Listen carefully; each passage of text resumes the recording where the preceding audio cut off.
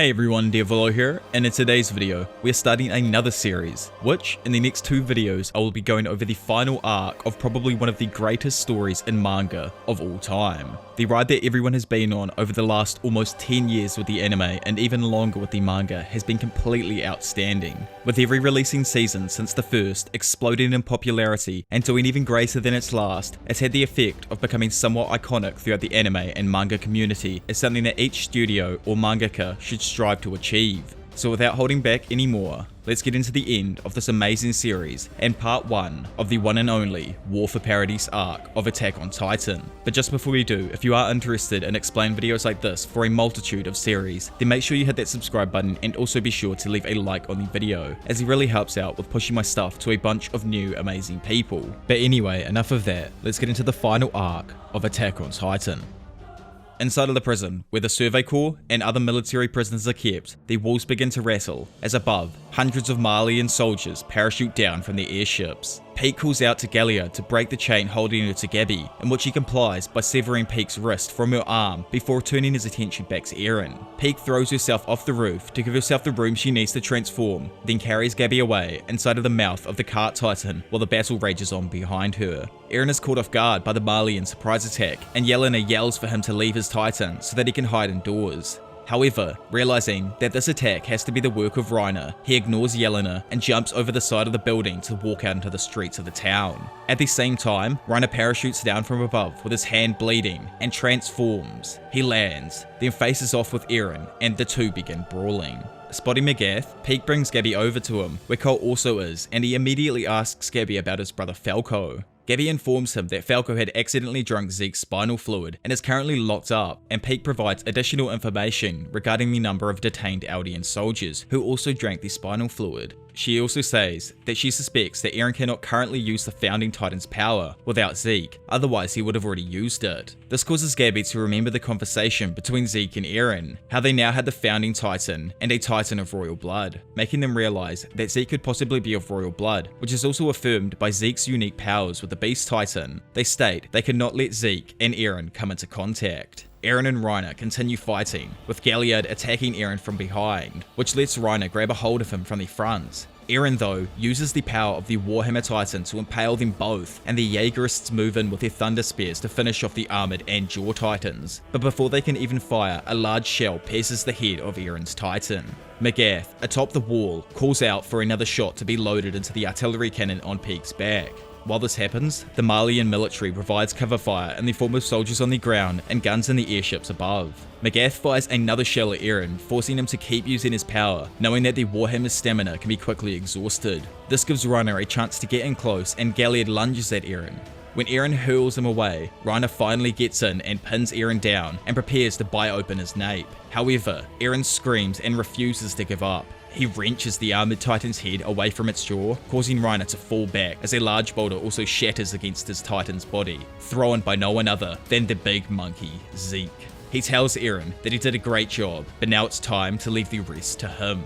Zeke hurls a barrage of boulders, striking various Malarian ships, causing them to crash. He then proceeds to throw several projectiles towards Pieck, causing her to dive over the side of the wall. She advises against fighting the Beast Titan right now, but Magath refuses, declaring that he will personally pass judgment on Zeke for his betrayal. Galliard lays among the ruins of several buildings, noting that the blow was more severe than he'd anticipated. Nearby, Reiner also lays defeated within the mangled remains of his Titan, and Eren continues his approach. Witnessing this, Colt orders Gabby to retreat, but Gabby refuses, still wanting to help Falco.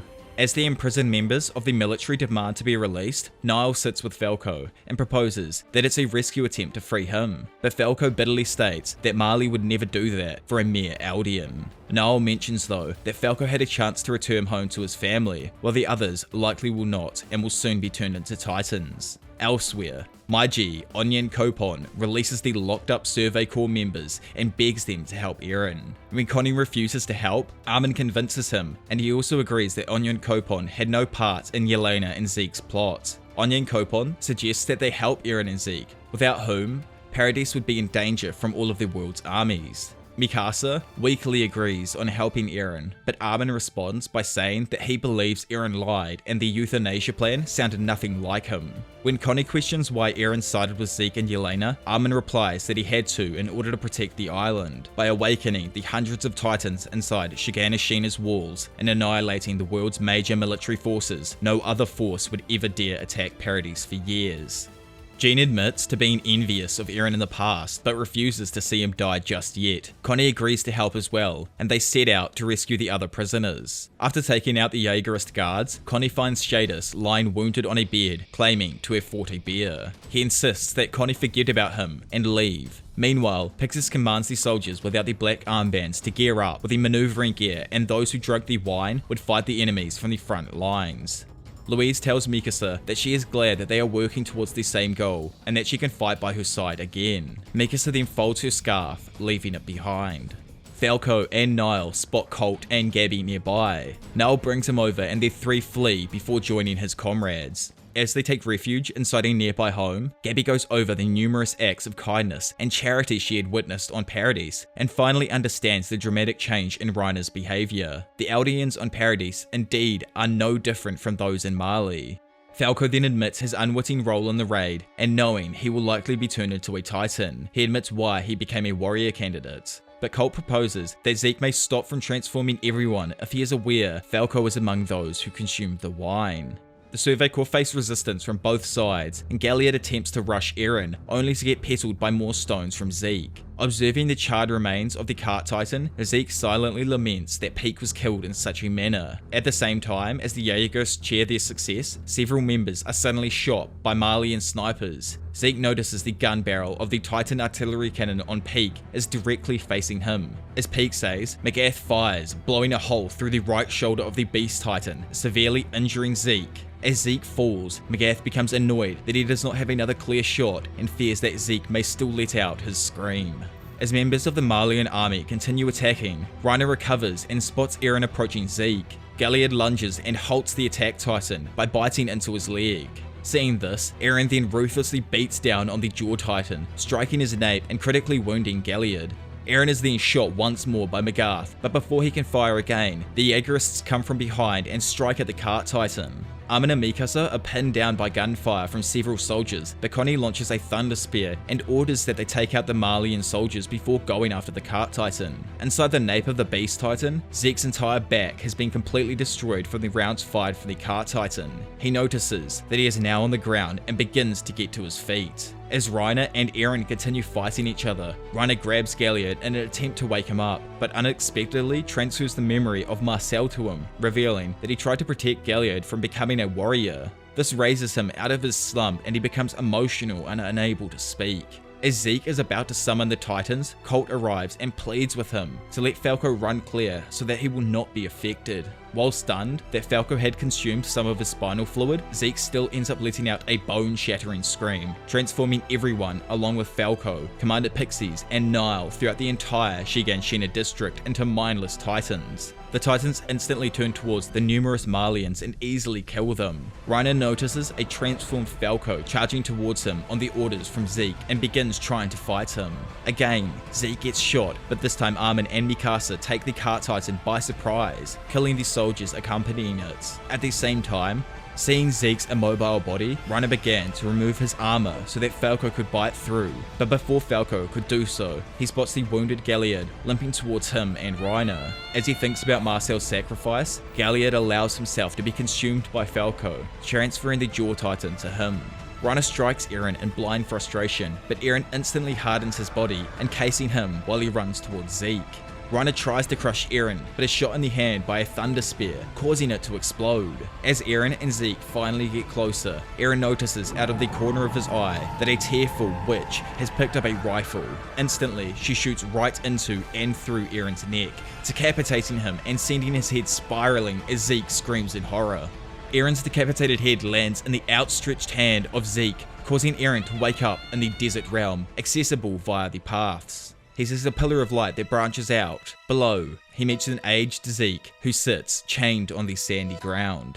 Zeke informs Eren that it is the coordinate where all paths converge. He believes that this is the realm where members of the royal family came whenever they used the founding titan. Though Gabby succeeded in blowing Eren's head off, Zeke was still able to make contact with him in the real world before Eren's life had ended, allowing them to succeed in gaining the founder's true power. A girl in a ragged dress approaches them, with Zeke calling her Ymir, the founder. He believes she created all the titans here before they ascend to the physical world.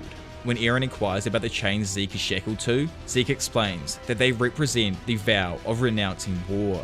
Hence why Eren is the only one who can currently walk freely and command the founder. Zeke pleads with Eren to go ahead and start the euthanization plan.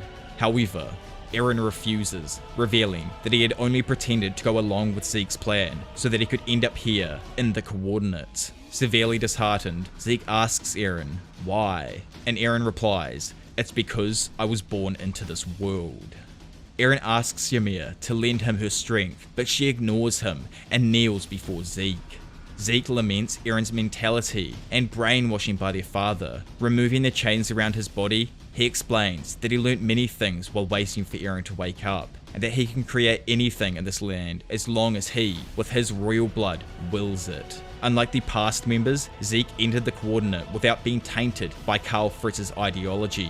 He says, though Ymir is powerful, but in actuality, she simply submits to anyone with royal blood. While they are there, Zeke has the power of the founder and Eren was simply a key.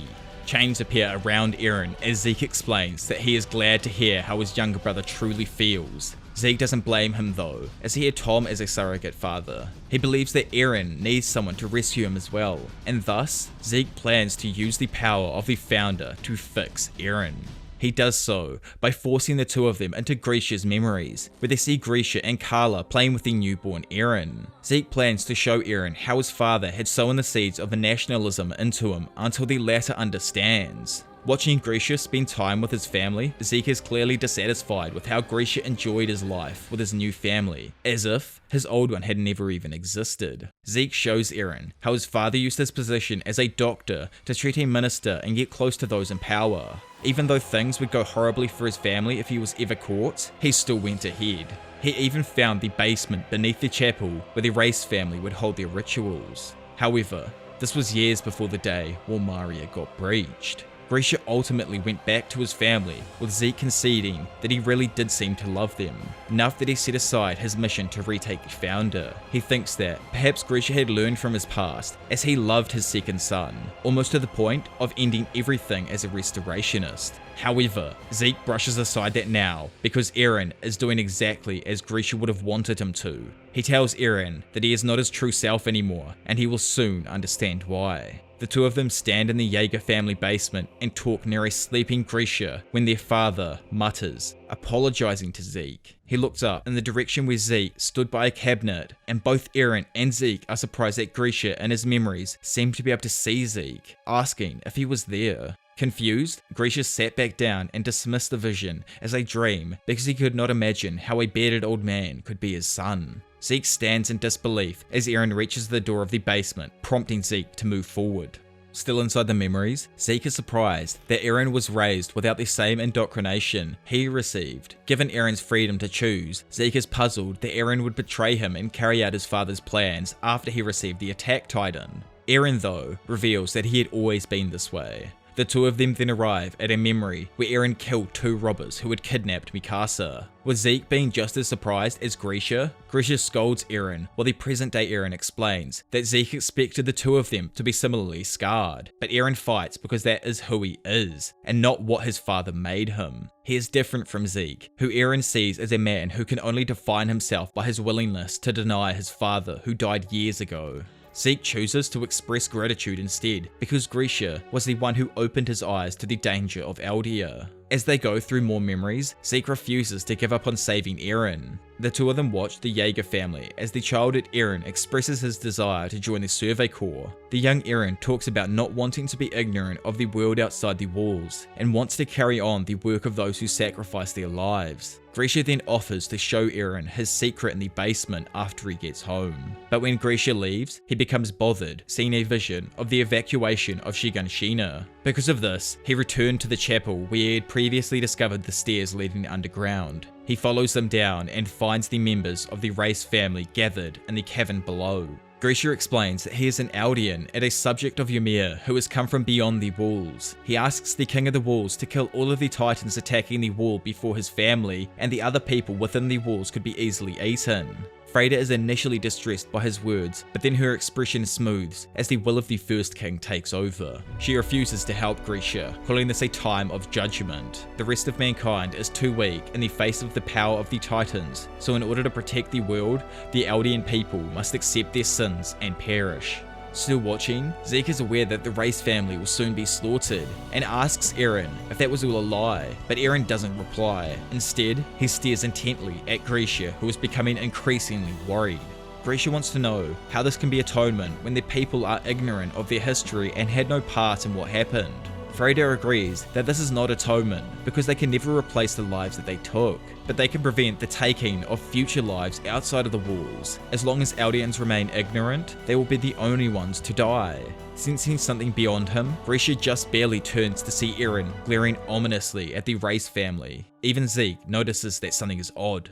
Freyda continues her speech though, and informs Grisha that even if he were to take the founding titan from her, he would be unable to use it. But Grisha admits that he knows this, and shares with her that the attack titan has its own unique power. It is able to see into the memories of its future inheritors, and through them, it can know the future. Freyda is not aware of this because of the vow to renounce war that prevents her from being able to use the full power of the founder. Grisha tells Freyda that he will take the founding titan from her and end the royal bloodline, setting the future that he already knows is going to happen. But his hand shakes as he grips his scalpel to injure himself. It falls from his hands and clatters to the cavern floor, and Grisha sobs that he cannot kill children as he is a doctor who is supposed to save lives. Zeke is puzzled because he is aware that the race family died, and there is not any way that the past could have changed. The race family begin to rally from their hiding places, shouting for Freyda to kill Grisha and protect them.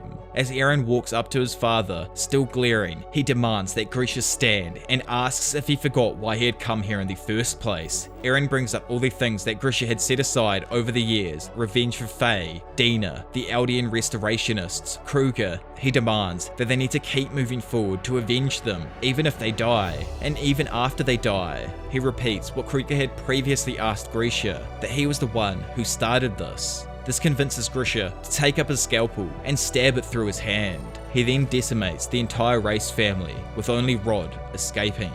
Grisha leaves the chapel, taking a syringe of spinal fluid with him. He collapses, telling Eren that he killed the race family, and asks if he is happy now, if this is what he wanted. Grisha wants to know if this was what he truly had to do in order to save Eldia, but Eren does not reply. Grisha sobs, asking why Eren did not show him everything. He saw the walls being destroyed, but not whether Carla is safe. After a moment, he asks if Zeke is there, and tells him that everything now will go Eren's way instead of Zeke's. He looks up and truly sees Zeke this time. He stands up and apologizes for being a terrible father. Despite Zeke's apprehension, Grisha embraces him. He tells Zeke that he loves him and he wishes he spent more time playing with him. Overcome, Zeke calls him dad, and Grisha warns him that he has to stop Eren.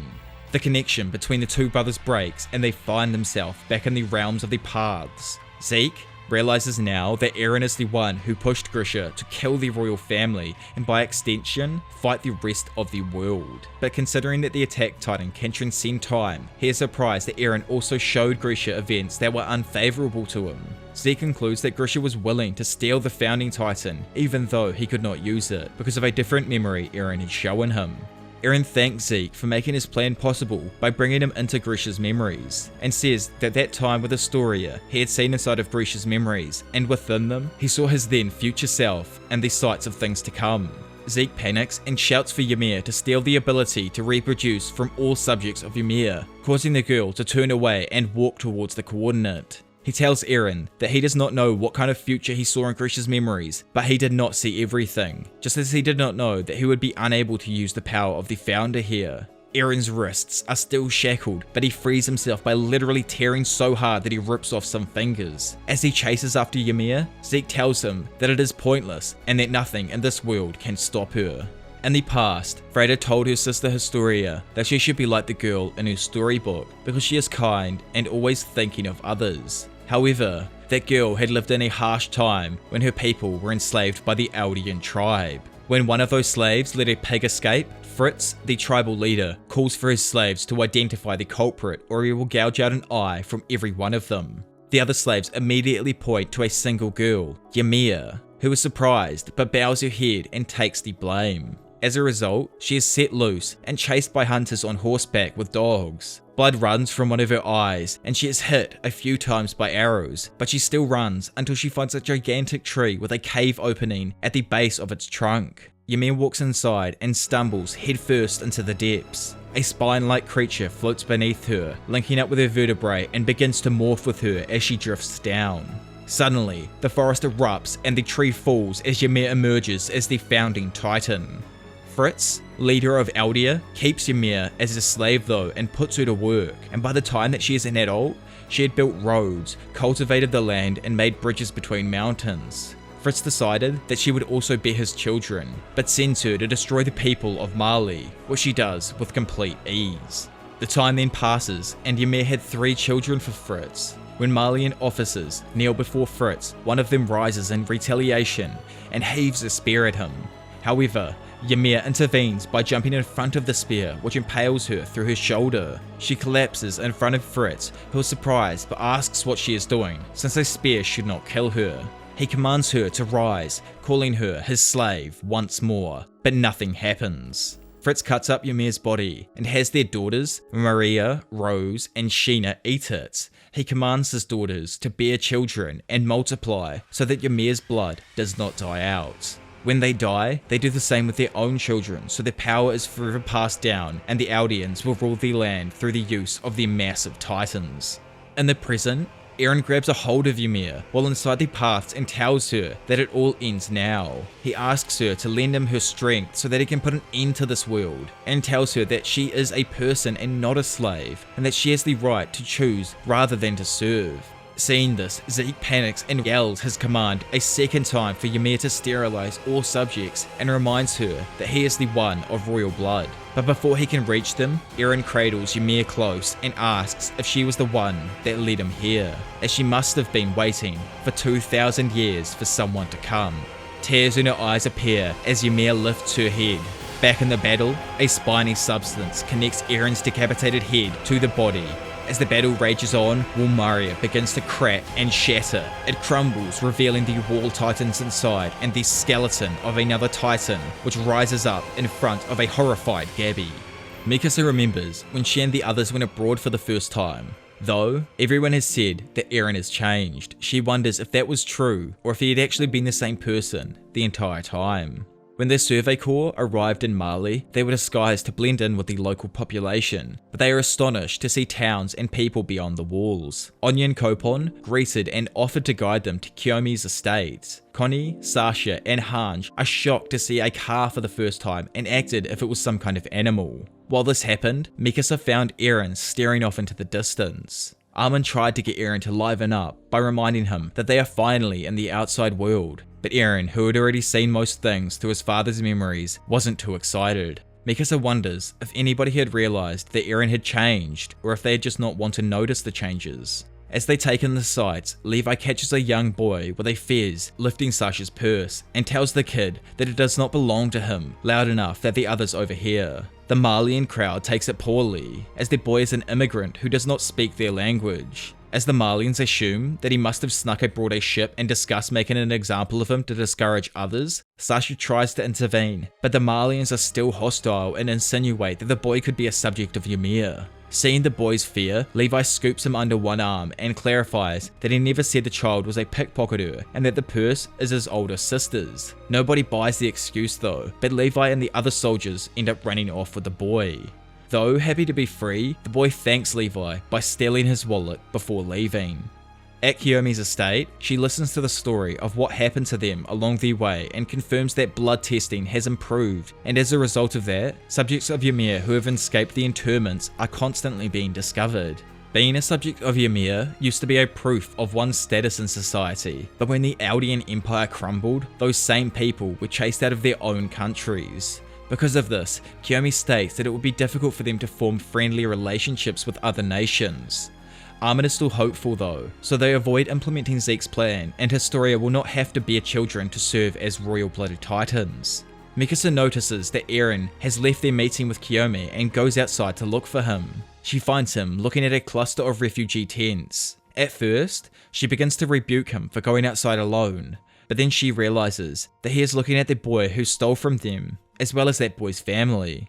Eren tells her that these tents are where people live after losing their homes to war. The people here are like the two of them. One day, life just stopped being normal and everything was taken away. He asks Mikasa why she cares about him so much, whether it is because he saved her when they were kids or because they are family. Mikasa stammers and begins to say that he is family when the boy's father walks up to them. Disappointed at the timing, Eren instead gestures that they should all join him and the refugees. They enjoy a meal together, and after the two groups warm up, it turns into a party. Jean and Connie run out to bring more alcohol and the refugees join the group. Mikasa and Armin have a good time while Eren smiles. Later, the forum for the association to protect the subjects of Ymir goes poorly. A speaker defends only the subjects of Ymir who are not Eldian, and tells everyone to reserve their hatred for the devils of Paradis Island. Mikasa realizes that that was the day that Eren had left their side. Later they received a letter from him saying that he would entrust everything to Zeke. She wonders if their current situation could have been avoided if she chose a different answer to Eren that first time he had asked her what she was to him. In the present, Mikasa and Armin are surrounded by the ruins of Shiganashina after their walls have crumbled and the wall titans have broken free. In the distance, she sees a massive skeleton that dwarfs even the newly freed titans and notices that it seems to have appeared where Eren was. Beside her, Armin shouts to make herself heard over the rumbling and tells Mikasa that Eren must have taken control of the founding titan. He believes that Eren will use it to stop Marley's invasion, but as Armin looks around, he realizes that it is not just the wall surrounding Shiganashima that has been destroyed, but the rest of Wall Maria, which is unnecessary if all Eren intends to do is to repel the current attack. Eren then reaches out to all of the subjects of Ymir using the founding titan's power, and his voice reverberates in their minds, and he explains that he has unhardened all of the walls, freeing the titans within them. He intends to protect the people of Paradis, however, the rest of the world desires their extinction, so he intends to trample the lands beyond the island until all life beyond Paradis has been completely and utterly destroyed. In Liberio, Annie's father sags to his knees in the marketplace in reaction to Eren's declaration that he would be sending titans to destroy everyone else in the world. Back on Paradis, Gabby leads Reiner on a search for Falco. Reiner believes that Falco was kidnapped following his emergence from his titan, since Jean and Connie would not want to leave someone as valuable as him behind. Weakened by having the armor of his titan stripped off by Eren's removal of the walls, Reiner collapses and laments that he was unable to stop Eren from destroying the world. Gabby helps him into an empty building, and Reiner tries to get her to flee to the Marleyan airships. But she asks him what good it would do. All the people in their family are going to die, so they would have to kill Eren to stop this. Reiner does not believe this is possible though, but after he passes out, Gabby covers him with a blanket and leaves food in arm's reach before deciding that she will rescue Falco on her own. On top of a rooftop, Mikasa, Armin, Jean, and Connie surround a captive and unconscious Falco. Jean expresses disbelief that Eren has chosen to slaughter the rest of the world, but acknowledges that the hatred against the island would disappear with their deaths. The one thing the outside world feared the most has happened, because they tried to kill the people of Paradis. Disturbed by this line of thinking, Jean asks for confirmation that there was truly nothing else that could have been done.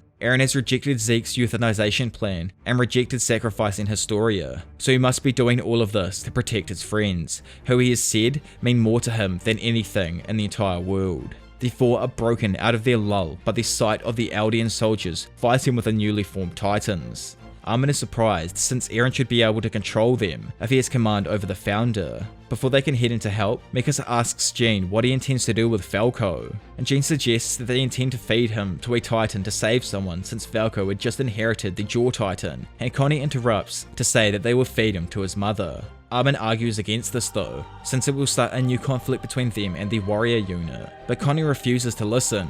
When an approaching Titan distracts the group, Connie escapes with Falco, leaving the rest to deal with the Titans.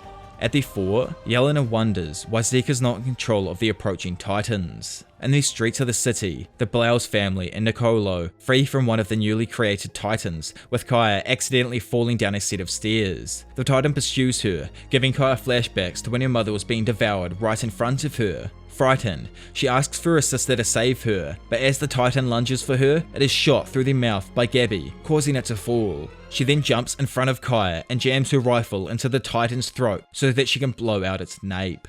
Gabby explains to Nicolo that she came back to rescue Falco, and when an Eldian soldier sees them and demands to know if Gabby was the one who had killed that Titan, and if she was the kid from Mali, Kaya covers for Gabby, telling him that she is part of their family. As the Eldian soldier leads them to safety, Gabby asks Kaya why she covered for her. Kaya doesn't answer, instead asking why Gabby saved her when Kaya is supposed to be a devil.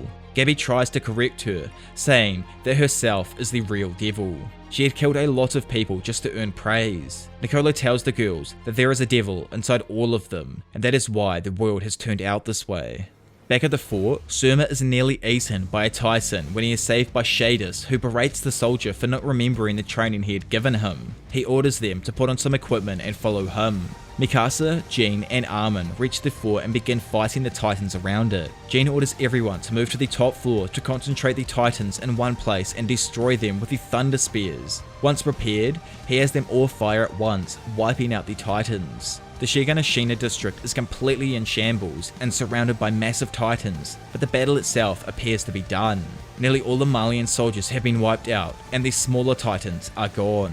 Onyan Kopon asks Jean what Eren intends to do, and Jean says exactly what it looks like, causing him to realize that this likely means his homeland is doomed. Floch returns, having survived the walls coming down, and tries to put up a cheerful front to Jean, despite Jean's distaste for him. He says that he cannot die in the moment of the Eldian Empire's return and walks up to Yelena, who is sitting dispirited in a chair. Floch points a pistol at her and says to go gather the volunteers, as they are going to be restrained, much to Jean and Onyan Kopon's surprise.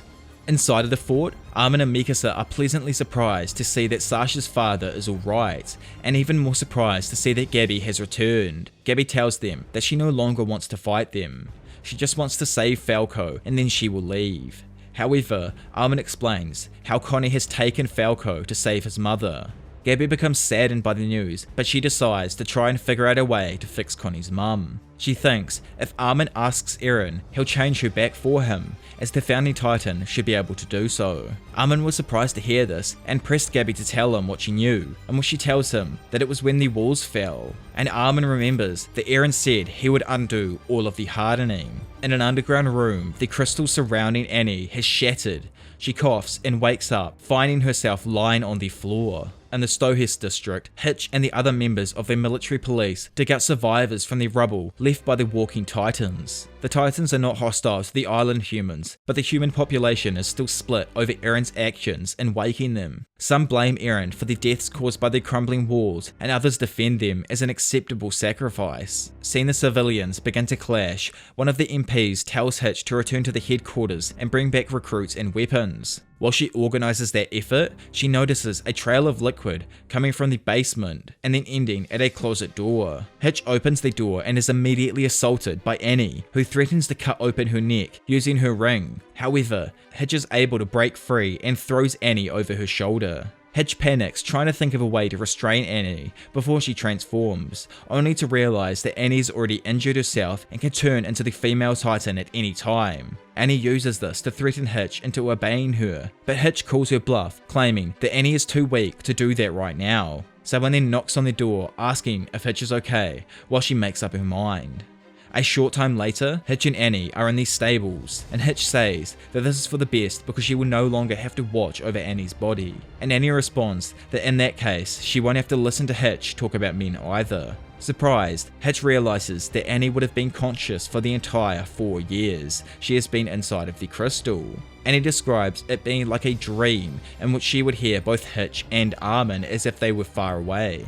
She had then found herself thrown out of her slumber as she had heard Eren's voice. Annie asks Hitch if he was serious about destroying the world with the rumbling, in which she says that he is, and as they ride out, she tells Annie to look at the Titans. She feels that the only worthwhile job she has done as a soldier has been to clean up the corpses and rubble in the aftermath of both Annie and Eren. Hitch asks Annie how she feels seeing all of their bodies trampled for the sake of her plan, and Annie says that she had a lot of time to think about it while she was inside of her crystal, and she realizes how little the warrior unit thought at all. They were praised for killing anyone outside of Marley's borders, but even though the warriors were supposed to stop the rumbling, Annie tells Hitch that she never cared about saving the outside world. Annie was abandoned shortly after birth due to blood tests that showed her mother having an affair with an Eldian, and she was adopted by an Eldian man from another country. He trained her mercilessly to become a warrior in order to improve his own lot in life, and she paid him back by making sure he could never walk properly again. Despite that, he was happy because it meant she could kill her enemies even unarmed. Because of her training, everything stopped mattering to Annie, even her own life, until the moment the warriors were to head to the Paradis island to retake the founding titan. That was when her father apologized to her and said that everything he taught her had been wrong. None of what she had earned, her status as being a warrior or an honorary Marleyan citizen, mattered as long as she came back to him. Annie tells Hitch that her father is waiting for her, and others have people just as important to them too. She knows she has committed irredeemable sins, but thinks that she would still do them if it meant returning to her father. Hitch appreciates Annie's openness with her, but is afraid at that point, as if Annie gets back, all she will find will be rubble and corpses. Meanwhile, in Liberio, the Eldians in the internment zone bunch up around the authorities at the gate. Annie's father is at their head and tries to explain to the security officers that Eren is coming and has activated the rumbling. However, the officers are too skeptical and accuse the Eldians of conspiring to escape. They begin to arrest the Eldians present, but Mr. Leonhardt thinks of his daughter and her promise to return, which drives him to fight back. Back in Shiganshina, Shadis and a few of the other trainees overhear gunfire from the Jaegerists who have gathered to take over the fort. Surma suggests that they run, but Keith argues against it. Since the people support the Jaegerists will soon take over the island, and there will no longer be a safe place for people like him. He tells the trainees to side with the Jaegerists to keep themselves safe and then rise up when the opportunity comes. Elsewhere, Armin prepares to chase after Connie, even if it might not work out. He feels obligated to do everything he can in order to win Gabby's trust. Reiner and the Cart Titan are still somewhere in the area, and having Gabby on their side could make a big difference in whether the two groups could ever work together. Armin is wary and would rather not be doing this, but if he doesn't, it could have a huge effect on humanity's future. Mikasa asks him what she should do, and Armin tells her to help Jean and to think of herself for once. When she asks him about Eren, Armin blows up in frustration over their collective helplessness and how many people are still in danger. Painfully overwhelmed, he tells Mikasa that they are no longer in a place to think about Eren, as he is a lost cause. Mikasa apologizes, but Armin catches himself and laments that he was the one who was saved instead of Erwin, as Erwin would have not snapped like that. Later on, Mikasa notes that the scarf she had previously set aside is now gone. At the top of the fort, Floch shoots one of the anti-Marleyan volunteers in the hand to enforce the new position with the Jaegerists. He explains that Eren told him his plan to manipulate Zeke 10 months ago, and Floch rounded up comrades to help Eren's cause. Floch tells the volunteers that protecting their island is now a lost cause, but they will be welcomed as Eldians if they choose to fight for the sake of the island. When the volunteer he had previously maimed objects, Floch shoots him in the head even as he praises him for refusing to submit in the face of a bullet. However, Floch says that pride is not worth dying for. He gives orders for the volunteers to be taken to their cells where they will have time to think. Mikasa comes up the stairs to see the volunteers being led away and asks what happened. Floch summarizes his stance that he sees his own role as wiping out any resentment that remains inside of the island. He tells Mikasa and a shell-shocked Jean that this is freedom and that they do not have to fight any longer. Floch reminds Jean of his dream to become an MP, telling him that he can now do that, but insults Jean's former attitude after Jean asks if their fight is over. Mikasa asks what happened to Hange and Levi, with Floch saying that they were killed by Zeke.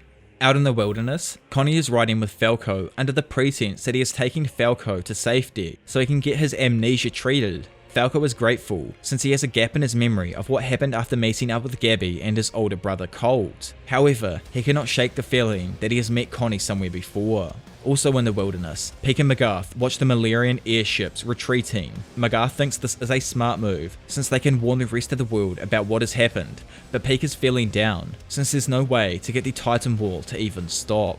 Hange calls out to the two of them, and Peek, still partially inside of her Titan, moves to attack when Hange asks for them to wait. She emphasizes that they are unarmed and motions to a sled being pulled by a horse, saying that the Marlians do not need to worry about their companion either, since he is a harmless man who refuses to die.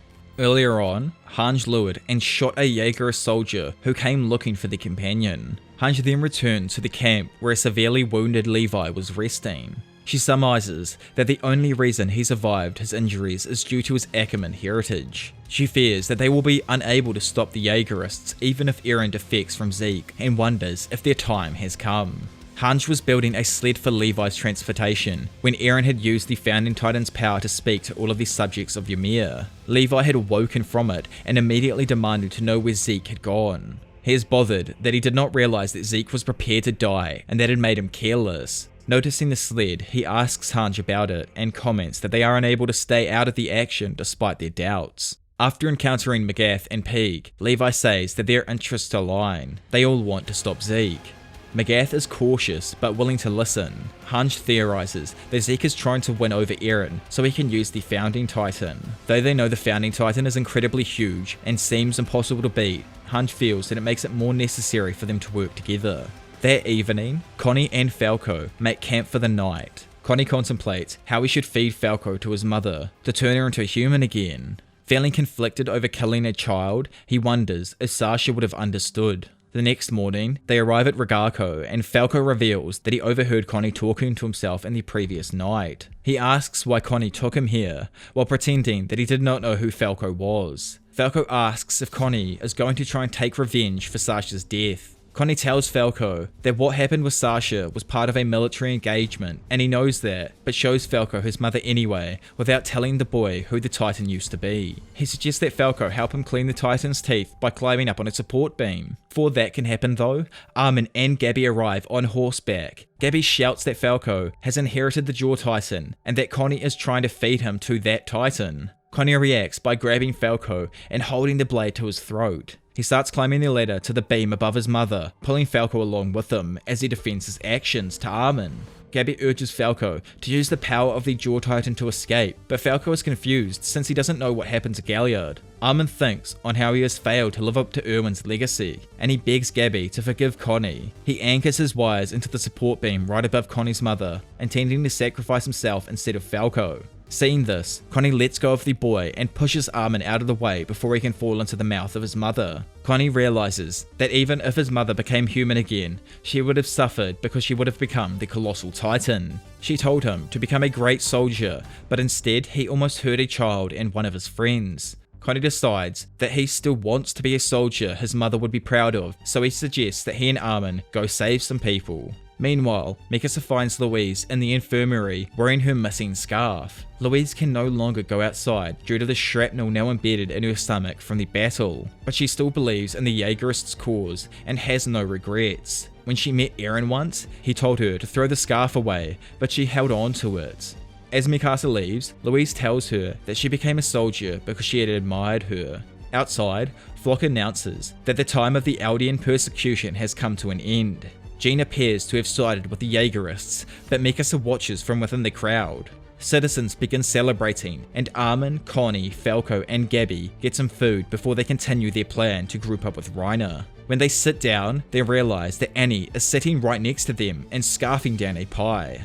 Upon noticing them, Annie becomes visibly uncomfortable, and Connie is shocked by what a sloppy eater she actually is. Later on, Hitch came back and noticed that Annie was gone, having left a note which said that she was with her former comrades and thanked Hitch for having spoken to her for all those years. Flock and Jean take Yelena and Onion Kopon to the roof of the destroyed headquarters and prepare to execute them. Flock reveals how Yelena's real objective was to assist Zeke with his euthanization plan, and how Anya and Kopon did not know of this plan but refused to submit to the Eldian Empire. Anya and Kopon disputes Flock's reasoning for killing him, saying that he had hoped saving Eldia would save his homeland instead of destroying it. He pleads his case to the gathered crowd, but they are silenced when Jean shoots 4 times into the ground, barely missing Anya and Kopon. Jean complains about his aim, and as Flock asks what he is doing, the cart titan begins plowing through the crowd. Seeing the titan, Jean pushes Flock out of the way before being swallowed by the cart titan along with Yelena and Anya Kopon. Flock orders the Jaegerists to follow them and is surprised to see that Mikasa is missing as well. At the bottom of the fort, Mikasa and Connie react to the 4 gunshot signals sent by Jean and continue their operation. The 2 of them, along with Annie, Armin, Gabby and Falco, have a pair of wagons loaded with weapons and food. Knowing that the attention is currently on the other side of the fort, they leave. And as they leave, Annie notices a figure in an upper window is watching them. After meeting up with Magath, Levi and Hange and the 3 who were inside the cart titan's mouth clean themselves off in a river. Anya and Kopon asks Jean when they aligned themselves with Marley, and Jean replies that it was last night. Surprised, Anya and Kopon asks why he gave up a future with the Jaegerists, and Jean gives him a vague reply about how some bones would never forgive him if he did not. When Yelena inquires why she was brought to, Hange reveals that it was a personal request from Magath. The team with the wagon finds Reiner in the room where Gabby left him, and Annie kicks him awake.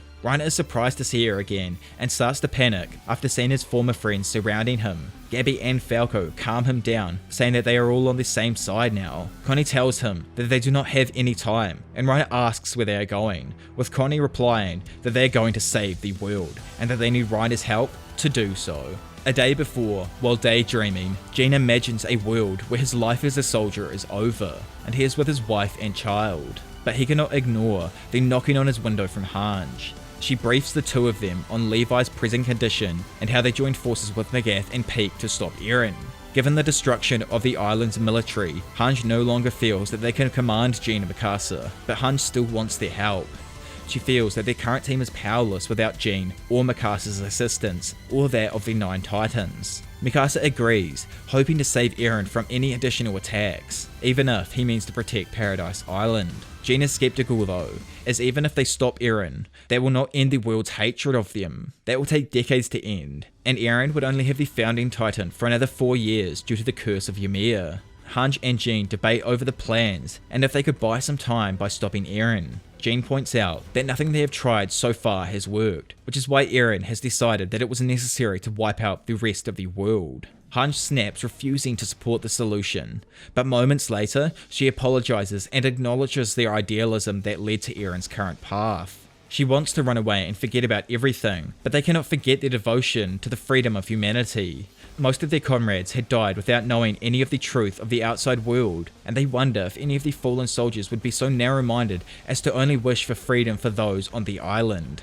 Hange believes that they only have one chance to stop the slaughter, and that is now. Jean agrees, saying that he is still a member of the Survey Corps. The following night, after the rescue of Yelena and Onion Kopon, a group consisting of Survey Corps members, Marleyan soldiers, and the anti-Marleyan volunteers gather around a campfire while Hange is cooking. Hange encourages them to help out instead of staring each other down, while Magath marvels at the fact that they aren't united at all. He doesn't understand why the Survey Corps will help him, given that they will get a world of freedom if they let Eren go. Hange reminds him that they do not want complete extinction, which Magath misconstrues as seeing the side of justice, prompting Jean to bring up all the titans Marley has sent them over the years. Jean says that is why they fought so hard, and Magath retorts that thanks to their dedication, Marley's fears about Paradis has come true. Hange then calls out to end their bickering, reminding them that none of the people present saw anything that happened 2,000 years ago. Hange explains for Magath's benefit that the group of them and their Survey Corps have lived in the outside world for a few months, so they cannot go back to being ignorant island devils. And he asks if that means Eren's friends are capable of killing him now. Mikasa does not believe that killing him is the only way to stop him, but Annie is undeterred. She pushes Mikasa and Armin for a last resort plan should Eren not listen to reason, but they do not answer. Annie believes that they will end up fighting again if the warriors try to kill Eren, as she doubts Mikasa in particular has ever considered anything to be more important than Eren. As Mikasa prepares to face her, Annie flicks out the barb on her ring so that she can injure herself before they clash. She tells Mikasa that she understands how she feels. The only reason she wants to stop Eren is to protect her father. If Mikasa can convince Eren, so much the better, and they should not fight until it comes down to that, in which Mikasa agrees. Hanji announces that the stew is ready and lays out the plan as everyone eats. They are going to rely on Kiyomi's flying boat to approach the founding titan, but before that, they need to relocate the founder itself. Magath says that is why he requested Yelena's capture. However, Yelena is uncooperative. Connie is surprised, expecting that she would want to save her homeland, but Magath and Peak reveal that that is not the case. Yelena is Malian, disillusioned with her own country. She came up with a story after she met Zeke, one which would paint a picture of her saving the world with a prince. Yelena is unbothered by the truth and explains that she does not see her actions as any different from the ones that are currently taking place. They also say they are saving the world, and in her eyes, they are using it as an excuse to pretend their hatred for each other never existed.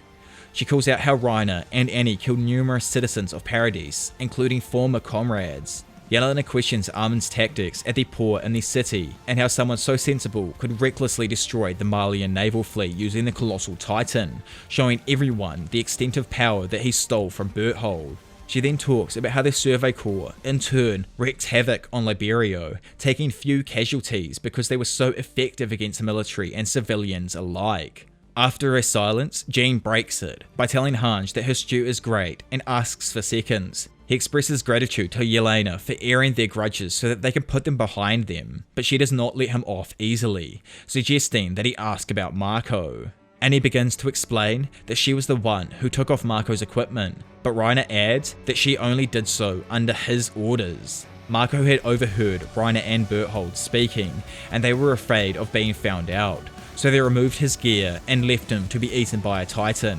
Jean asks if Marco had said anything to them at the end, and Reiner replies that Marco had said, "We haven't even tried to talk about this yet," which is the reason why they have been fighting each other this entire time. If they had talked about it sooner, this bloodshed could have been avoided. Hange says that it is not too late to start, though they would have not imagined it before. They are all eating around a fire now.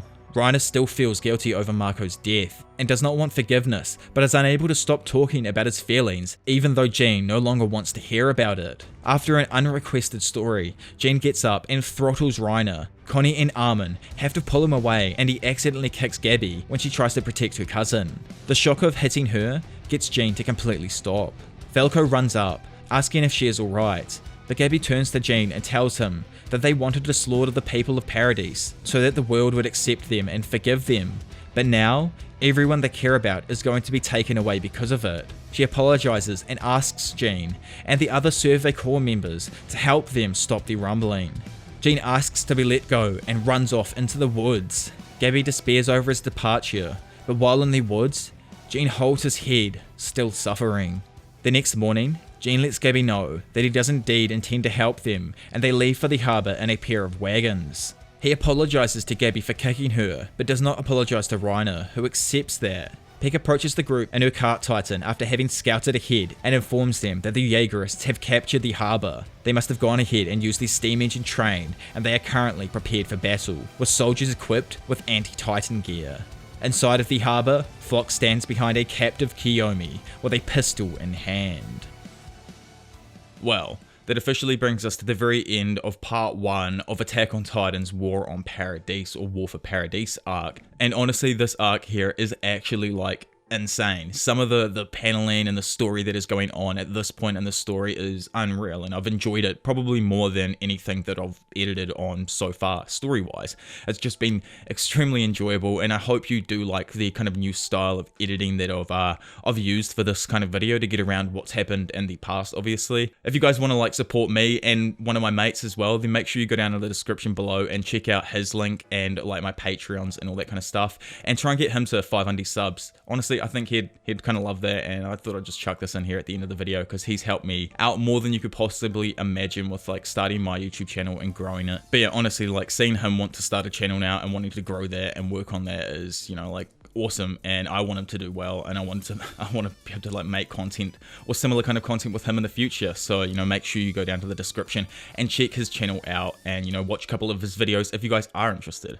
But yeah, anyway, if you guys have enjoyed this video and want to keep up to date with the latest like anime explained videos for a variety of different series, and want to watch the second half of this video when it comes out in probably about 2 weeks time from now, like first or second weekend of March, then make sure you hit that subscribe button, and also be sure to leave a like on the video, as it really helps with pushing my stuff to a bunch of new amazing people. But for now, it's been your professional degenerate Diavolo, and I'll see you all in a bit. Bye.